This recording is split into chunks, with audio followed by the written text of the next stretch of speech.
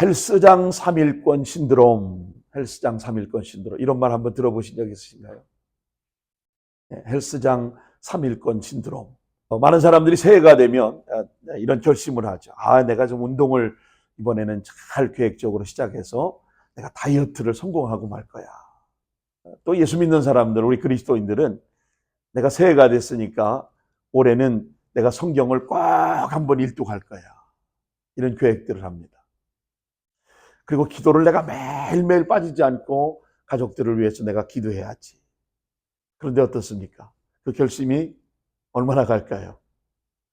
작심 3일. 그렇습니다. 작심 3일. 이 작심 3일이라는 말을 우리가 괜히 생긴 것이 아니다, 이런 생각이 듭니다. 요즘 이것을 현대적으로 표현해서 헬스장 3일권 신드롬이다, 이렇게 말합니다. 첫날에 운동복을 새로 사서 당당하게 헬스장에 갑니다. 가서 열심히 운동합니다. 열심히 운동해. 첫째 날 너무 열심히 운동을 해서 근육통이 생깁니다. 이건 분명 성장통이야. 내가 운동을 너무 심하게 해서 이런 일이 생기는 거야. 그리고 다시 또 열심히 운동합니다. 그런데 셋째 날부터 갑자기 일이 바빠지기 시작하고 몸이 힘들고 내일 하겠다고 하는 그런 핑계가 점점 생기기 시작합니다. 그러면서 스물스물 작심 3일로 결심했던 운동을 그만두고 맙니다. 이런 거를 헬스장 3일 신드롬이다, 이렇게 말합니다. 여러분, 이스라엘 백성도 그랬습니다. 하나님의 인도하심을 따라 홍해를 건넜고 하늘에서 만나가 떨어지는 은혜를 경험했지만 오래가지 않았습니다. 단 며칠 혹은 몇 걸음 지나지 않아서 원망하고 불평하기 시작합니다. 그리고 무너져 버렸습니다.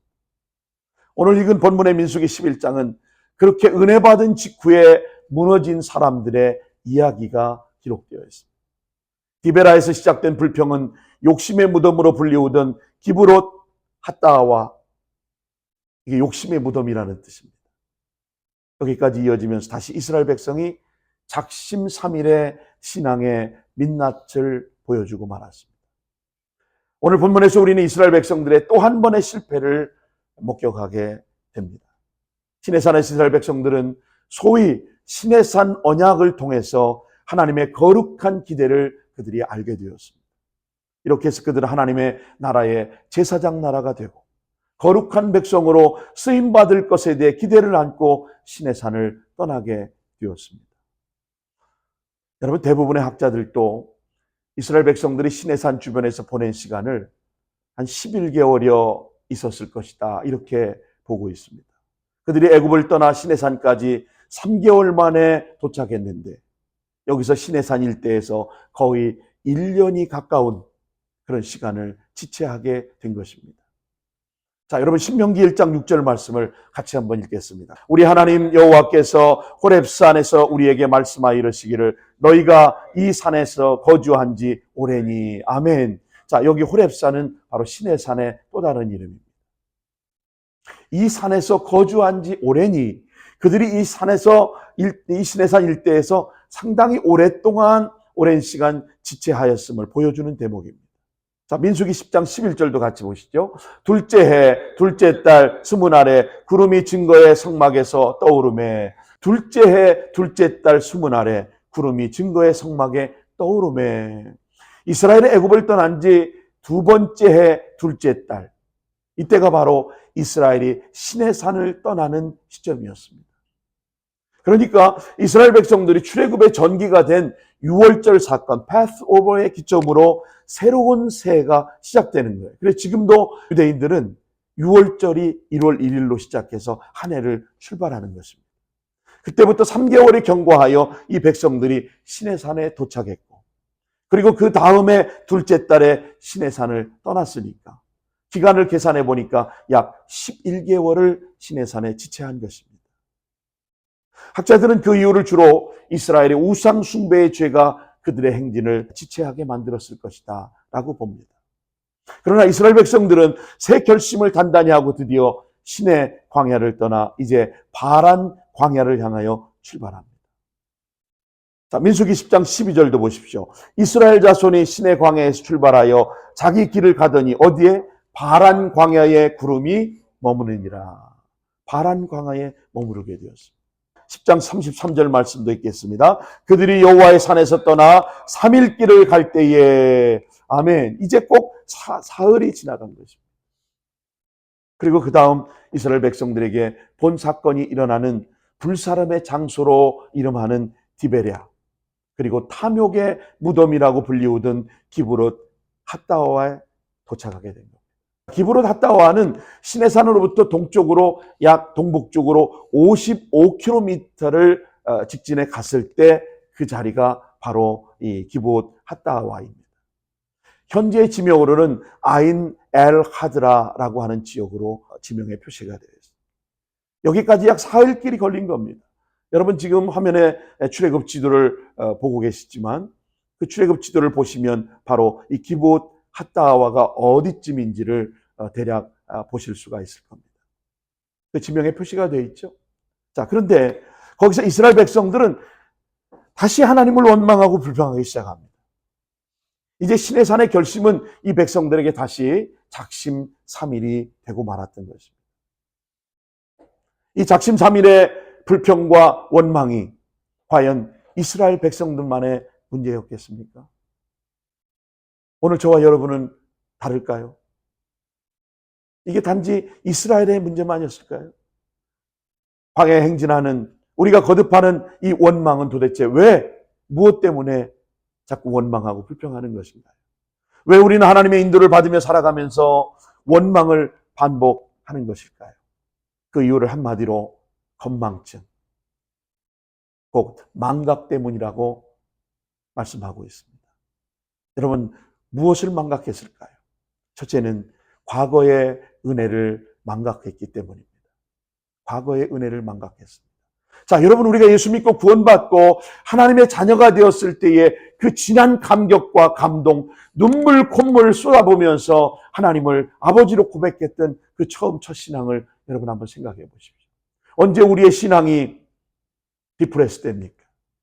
그 구원의 감격이 상실되고 그 예수 믿을 때의 그 기쁨과 감격을 잃어버리는 순간 오늘 우리의 신앙은 점점 디프레스가 오는 거예요. 그 과정에서도 이스라엘 백성들의 경험은 바로 그런 것이죠. 그들이 경험한 모든 은혜를 한번 여러분 헤아려 보십시오. 노예에서 해방되었습니다. 자유를 얻었습니다. 이제 출애굽을 했습니다. 여러분, 하나님의 은혜 아닙니까? 홍해를 건널 때 뒤에는 600승의 애굽의 바로의 군대가 추격해 옵니다. 앞에는 넘실대는 홍해 바다가 있습니다. 지도자 모세가 지팡이를 내디딜 때 결국 홍해 바다가 쫙 갈라지는 놀라운 도강의 역사를 경험합니다. 이게 하나님의 은혜 아니겠습니까? 마라의 쓴물 앞에, 르비딤 앞에서 목마름의 고통에 시달릴 때 마실 수 없는 마라의 쓴물을 치유하는 단물이 되게 하신 일, 르비딤 반석을 쳐서 가란 목을 죽이게 한 일, 여러분 이게 다 은혜가 아니겠습니까? 독수리 날개로 업어 인도하듯이 여기까지 에베네셀은 하나님 오게 하신 그 은혜 아니겠습니까? 근데 지금 이스라엘 백성은 또다시 작심삼일을 지키지 못하고 원망하고 불평하고 있는 것입니다. 본문의 11장 1절 말씀, 오늘 본문이 시작하는 1절을 다시 한번 같이 한 목소리 읽겠습니다. 시작. 여호와께서 들으시기에 백성이 악한 말로 원망하며 여호와께서 들으시고 진노하사. 아멘. 우리가 원망의 언어를 쏟고 있을 때 우리가 기억해야 될 일이 있습니다. 우리가 원망의 말을 쏟아놓고 있을 때 이 말을 누가 들어요? 하나님이 듣고 계시다는 사실입니다. 하나님이 듣고 계십니다. 그리고 하나님은 이 일을 매우 악한 말이라고 그렇게 말씀하십니다. 백성의 악한 말로 원망했다고 말했어요. 매우 심각한 악으로 하나님은 간주하셨다는 사실입니다. 그리고 어떻게 해요? 하나님은 진노하셨습니다. 하나님 진노하십니다. 하나님은 불을 일으켜 진영 끝을 불사러 태워버리셨습니다. 그래서 그 장소를 다베라, 불사르다 이렇게 명명하고 기록하신 것입니다. 근데 왜 하필이면 진영 끝을 불살았을까요? 여러분, 성경은 퀘션을 갖지 않으면 대답하지 않습니다. 왜 하나님께서 진영 끝을 불살랐을까요? 아마 그날의 원망은 진영 끝에 있는 백성들 사이에서 먼저 시작되었을 가능성이 대단히 높습니다. 여러분, 심리적으로 공동체 행진에서 끝에 위치해 있는 사람들은 헌신자들이 아니라, 일꾼들이 아니라 누구였을까요? 방관자요, 구경꾼자들이었을 가능성이 대단히 높습니다. 뒤따라오면서. 여러분, 일꾼들은 원망하지 않아요. 우리 최 집사님 물론 농담이지만 지청고 듣고 막 하시지만 원망하지 않아요. 왜? 저분이 일꾼이기 때문에. 저분이 정말 열심히 있고 사랑이 있고 애정이 있기 때문에 누가 뭐라고 해도 그냥 한 귀로 듣고 한 귀로 흘려버리고 웃고 맙니다. 왜요? 일꾼은 다릅니다. 그래, 구경꾼은 어떨까요? 섭섭하죠. 마음의 상처를 받습니다. 우리 대한민국 국가대표 축구 선수들이 아시아 예선을 이라크에 2대0으로 승리하고 조선두로 2026년 북미 월드컵에 11번째 연속으로 진출하게 되었습니다. 놀라운 쾌거가 아닐 수가 없습니다. 치열한 예선전을 통과해서 이제 2026년 북중미 월드컵에 본선에 나왔으니까 우리가 아마 이 맨라이프에서 이제 혹시 우리나라 선수가 대전이 있으면 여기서도 월드컵을 관전할 수 있지 않겠습니까?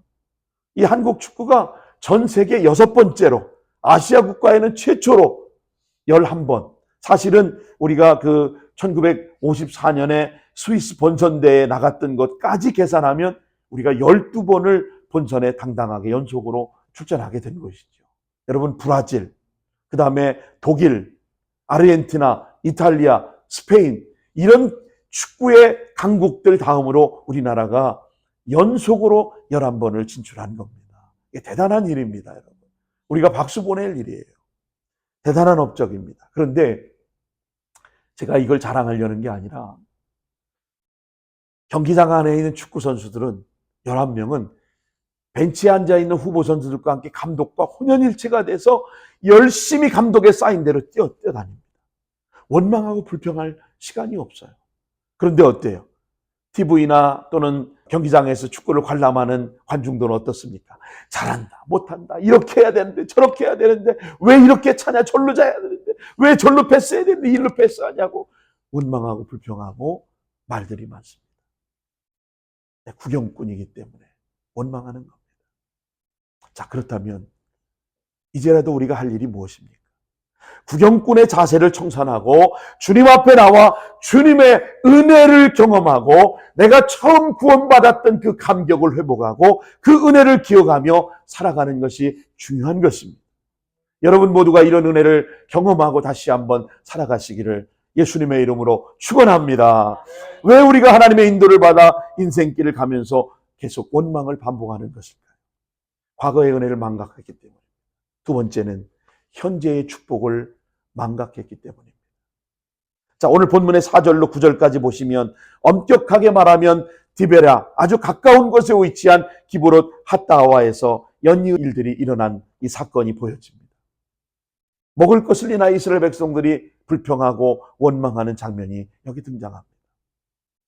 여러분, 먹을 것이 없어서가 아니에요. 엄격히 말하면 메뉴가 바뀌지 않는다는 것 때문에 이제는 더 이상 만나가 입에 질린다. 메뉴가 바뀌지 않는다고 이스라엘 백성들은 만나만 맨날 먹는 것이 지겨웠던 것입니다. 자, 여러분 9절을 보십시오. 9절 같이 한번 볼까요? 밤에 이슬이 진영에 내릴 때에 만나도 함께 내렸더라. 자, 여러분 이게 그 증거입니다. 광야의 만나는 분명 하나님의 축복이었습니다. 축복은 계속되는 것입니다. 그러나 더 이상 그것이 축복으로 느껴지지 않았다는 겁니다. 5절 6절 말씀 보세요. 우리가 애굽에 있을 때에는 값없이 생선과 오이와 참외와 부추와 마늘과 파와 마늘들을 먹은 것이 생각나거늘. 6절 이제는 우리의 기력이 다하여 이 만나 외에는 보이는 것이 아무것도 없도다. 이 말이 뭐예요? 이것도 먹고 이것도 먹고 이것도 먹고 그때는 이런 것들 너무 좋았는데 만나 너무 지겨워. 이제는 더 이상 못 먹겠어. 이 만나 말고 뭐 다른 거 없나? 이렇게 말하는 거예요. 처음부터 이스라엘 백성이 만나를 그렇게 생각한 것은 아니었습니다. 출애굽 이후에 광야에서 먹을 것이 없을 때 하늘에서 비같이 만나가 쏟아지고 메추라기가 쏟아질 때에 그걸 보고 얼마나 감격하고 감동하고 그것으로 배불리 먹었습니다. 달리 광야에서 음식을 대접할 수가 없을 때 하늘의 눈송이처럼 내린 만나는 기적의 선물이었습니다. 그들이 하늘을 바라보며 히브리어로 What is this? 만후. 저것이 뭐냐? 외치다가 그 이름을 만후, 만후, 만후 그러다가 만나라고 이름을 칭하게 된 것입니다.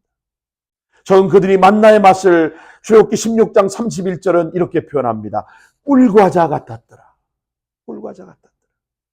이제 본문의 8절을 보시면 기름 섞은 과자 맛 같았다. 그렇게 성경은 표현하고 있습니다.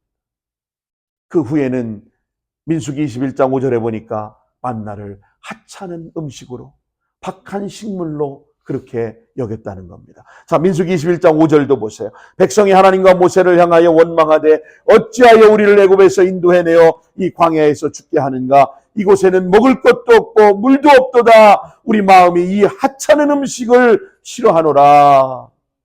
그렇게 꿀과자 같았고 기름 섞은 과자만 같고 그렇게 좋았던 그 만나가 이제는 하찮은 음식을 싫어하노라. 성경의 디모데전서 4장 4절 말씀을 보시면 감사함으로 받으면 버릴 것이 없느니라. 그렇게 말씀합니다. 하나님께서 지으신 모든 것이 선함에 감사함으로 받으면 버릴 것이 하나도 없어요. 이 구절은 바울이 디모데에게 편지하면서 당시 일부 사람들이 음식이나 결혼을 금하는 등의 율법주의적인 금욕주의를 주장하는 것에 대하여 반박하는 내용입니다. 근데 여기 핵심 메시지는 하나님께서 지으신 것은 모두 다 어떻다는 거예요? 선하다는 거예요. 그러니 어떻게 하라는 거예요? 감사한 마음으로 받으면 그것을 정결하고 귀한 것이다. 이런 뜻을, 이런 말씀을 하고 싶은 거예요. 감사는 거룩함을 부릅니다. 한번 따라 하십시다. 감사는 거룩함을 부른다. 할렐루야. 감사는 여러분 단순히 감사가 아닙니다. 감사는 거룩함을 부릅니다. 감사는 단순한 감정 표현을 넘어서 하나님의 창조를 인정하고 그것을 정결케 하는 믿음의 태도가 바로 감사입니다. 분별보다 더 중요한 것, 때로는 무엇이 옳고 그른지 따지는 것보다 하나님 손에서 왔다는 믿음으로 받는 그런 겸손과 감사가 더 중요하다는 사실입니다. 근데 우리 인간은 이 축복에 익숙해져 있다 보니까 더 이상 축복으로 느끼지 못합니다. 이것이 저는 죄인의 본성이라고 생각합니다. 사지백체가 건강하기 때문에 어쩌면 장애를 가진 분들을 잘 이해 못할 수가 있어요. 아마도 비장애인 분들은 장애를 가진 사람을 볼 때마다 그들이 새삼스럽게 내가 건강한 두 눈, 세상을 볼 수 있고 건강한 두 발로 대지를 걷고 있고 어떤 물건이든 내가 건강한 허리로 옮길 수 있다고 생각하는 것. 이게 행복한 인생임을 확인할 수 있을 겁니다. 그런데 어떻게 보면 우리 모두는 다 장애인들입니다. 인생은 모든 것을 가질 수 없기 때문에 한 가지가 있으면 다른 한 가지는 결격사항이 있을 수밖에 있다 없다. 없습니다. 그래서 생각해보면 우리 모두 믿음을 갖고 지금 여기 하나님의 도움으로 살아가고 있는 것이 기정사실이지만 이것 하나만으로 행복한 인생 아닙니까? 이것 하나만으로 우리는 감사의 조건이 넘쳐나야 되지 않습니까? 근데 우리는 광야에 아직도 만나를 내리고 있기 때문에 이 하찮은 음식으로 여겨버리고 감사를 감사로 고백하지 못하는 인생을 살고 있더라 그 말입니다. 그래서 옛날 청교도들은 하나님 앞에 이런 기도를 드렸다고 합니다. 하나님, 우리에게 많은 축복을 주셔서 감사드립니다. 그러나 한 가지만 더 구하는 것을 용서하옵소서. 우리에게 축복을 축복으로 깨닫고 감사할 수 있는 마음을 주옵소서. 할렐루야. 이런 고백을 했다는 겁니다. 현재 내가 받은 축복을 축복으로 여기며 사시는 여러분 모두가 되시기를 예수님의 이름으로 축원합니다. 세 번째로 왜 우리가 하나님의 인도를 받고 살아가면서 원망을 반복하는 것입니까? 세 번째는 미래의 약속을 망각했기 때문입니다. 미래의 약속을 망각하기 때문입니다. 자, 여러분 지금 이스라엘은 신의 광야를 떠나서 어디에 가 있어요? 바란 광야로 들어섰습니다. 이 광야에서 특히 원망과 불평을 할 수밖에 없었던 한 가지 이유는 그들이 지금 지나는 이 파란 광야가 크고 적막하고 아무것도 없는 광야였기 때문입니다. 신명기 1장 19절 같이 한번 볼까요? 우리 하나님 여호와께서 우리에게 명하신 대로 우리가 호렙산을 떠나 너희가 보았던 그 크고 두려운 광야를 지나. 아멘. 그 광야가 바로 파란 광야였습니다. 신명기 8장 15절도 보시면 일반적으로 학자들은 이 파란 광야를 묘사할 때 충분히 이스라엘 백성들의 그 두려워하고 원망했던 모습이 이해가 됩니다. 너를 인도하여 그 광대하고 위험한 광야 곧 불뱀과 전갈이 있고 물이 없는 건조한 땅을 지나게 하셨으며 그랬습니다. 그러므로 어떤 의미에서 우리는 이스라엘 백성들의 원망을 좀 이해가 될 것 같습니다. 그런데 우리가 잊지 말아야 할 중요한 것이 있습니다. 그것은 이 광야를 지나야 비로소 우리는 하나님이 우리에게 약속해 주신 가나안 땅, 프라미스랜드에 들어갈 수 있다는 사실을 여러분 잊지 마시기 바랍니다. 이 파란 광야를 통과하지 않고는 프라미스랜드에 들어갈 수 없는 겁니다. 우리 안에 고난이 있고 또 가정 안에 어려움이 있는 것, 여러분 그 고난을 좋아할 사람이 어디 있겠어요? 그 고통이 내게 아픔이 되지 않을 사람이 어디 있겠습니까? 그러나 그 과정을 통해서 하나님은 오늘 우리에게 궁극적으로 하시고자 하시는 분명한 하나님의 메시지가 있다는 사실을 오늘 우리는 알아야 하고 그 메시지를 우리는 붙잡을 수 있는 것이 축복인 걸 여러분 믿으시기 바랍니다. 지나온 삶을 저는 돌아볼 때도 고난의 연속, 고통의 장을 통과하지 않고는 오늘 내가 이 자리에 서 있지 못했을 것입니다. 오늘 이 자리에 있게 된 것 이게 하나님의 은혜요. 그 과정을 돌아볼 때 그때가 없다면 오늘이 없는 것입니다. 자, 이 말은 오늘이 없다면 내일도 내게 보장되지 않는다는 말과 동일한 것입니다. 그러므로 고난이 있고 역경이 있고 어려움을 겪을 때 여러분 하나님의 뜻을 구하십시오. 분명히 하나님은 오늘 우리에게 더 좋은 프라미스랜드를 준비해 놓으시고 그 고난의 길, 광야의 길, 전갈이 있고 뱀이 있고 마른 땅을 물이 없는 그 사막을 걷게 하시는 분명한 이유가 있다는 것을 여러분 잊지 마시기 바랍니다. 이 약속의 땅에는 이제 제사장 나라를 삼으시고 주님의 놀라운 계획을 실현하시고자 하시는 하나님의 뜻이 이 안에 담겨져 있었습니다. 근데 이미 미래의 약속을 이스라엘 백성들은 망각하는 순간 그들은 마치 미래가 없는 사람처럼 원망하고 불평하며 살았던 겁니다. 여러분, 내가 미래를 바라보지 못하고 미래의 참된 소망을 붙잡지 못한다면 현재의 고난을 견뎌낼 수 없습니다. 현재의 고통과 아픔을 참아낼 방법이 없다 그 말입니다. 그러나 가나안이 빨리 나오지 않는 것 때문에 우리는 원망하고 불평해서야 되겠습니까? 그래서 우리에게 중요한 것은 약속의 말씀을 붙잡고 행진을 계속해 가는 겁니다. 어떻게 해요? 믿음으로. 믿음으로 한 걸음 한 걸음 우리는 걸어가는 것입니다. 보이지 않는 미래를 오늘 하나님의 말씀을 붙잡고 믿음으로 오늘 우리는 나침판을 바라보며 행진해 가는 것입니다. 청교도들의 믿음으로 인한 고난의 길을 걸으면서도 그들은 서로를 만날 때마다 The best is yet to come. 가장 좋은 것은 아직 오지 않았다. 만날 때마다 그들은 그렇게 인사를 나눴다는 겁니다. 자, 우리도 한번 같이 인사해 볼까요? 가장 좋은 날은 아직 오지 않았습니다. 할렐루야. 이 문장은 프랑크 시나트라라고 하는 가수가 1964년에 발표한 노래인데 The best is yet to come. 이 제목을 노래 가사를 삼아서 후렴구를 사용했는데 실제로 프랑크 시나트라가 묘비에 너무 좋아서 이 문구를 새겼다는 겁니다.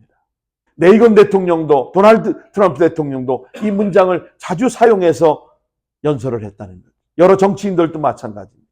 희망과 미래에 대한 긍정적 메시지를 전할 때 The best is yet to come. 가장 좋은 것은 아직 오지 않았다. 여러분, 미래는 언제나 내일을 향한 약속을 믿는 자에게 준비된 선물입니다. 과거의 은혜를 주셨던 주님, 현재 내 인생의 광야에 만나를 내리시고 계신 주님, 그러나 미래의 약속을 붙들고 살게 하시는 그 주님, 그 주님이 저와 여러분의 주님이시라면 여러분, 왜 원망하십니까? 왜 불평하십니까? 우리 안에 내 뜻대로 되지 않아서, 내가 원하는 시간 안에 응답해 주지 않는다고, 내가 구한 것을 받지 못했다고, 내가 구하지 않은 것을 주셨다고 우리는 어리석게도 원망하고 불평합니다. 이제 원망과 불평을 여러분 다 내려놓고 하나님께서 인도하시는 프라미스랜드의 약속의 땅을 향한 나침반을 따라서 다시 한번 여러분의 인생의 믿음의 행진을 계속해서 이어나가실 수 있기를 예수님의 이름으로 축원합니다. 아멘. 기도하겠습니다. 걸어가신 하나님, 나 같은 죄인 구원해 주셨던 그 하나님의 은혜의 구원의 감격을 잃어버리지 않게 하시고 과거의 은혜를 망각하고 살아가는 작심삼일에 배은망덕한 우리의 신앙인들이 되지 않도록 하나님 역사하여 주시옵소서. 현재의 축복을 축복으로 여기지 못하는 이 어리석음을 범하지 않고 현재의 축복을 망각하지 않는 하나님, 내게 주신 축복이, 내게 주신 삶의 여정이 얼마나 감사하고 복된 일인가를 다시 한번 고백할 수 있는 우리 모두 되게 하여 주시옵소서. 우리로 하여금 제사장 나라 삼으시고자 하시는 하나님의 놀라운 계획을 바라보며 믿음으로 행진해 나갈 수 있는 하나님 미래의 약속을 망각하지 않는 우리의 가정과 우리의 자녀들과 우리의 성도들과 우리의 삶의 여정이 될 수 있도록 하나님 축복해 주시옵소서. 감사드리고 예수님의 이름으로 간절히 기도하옵나이다. 아멘.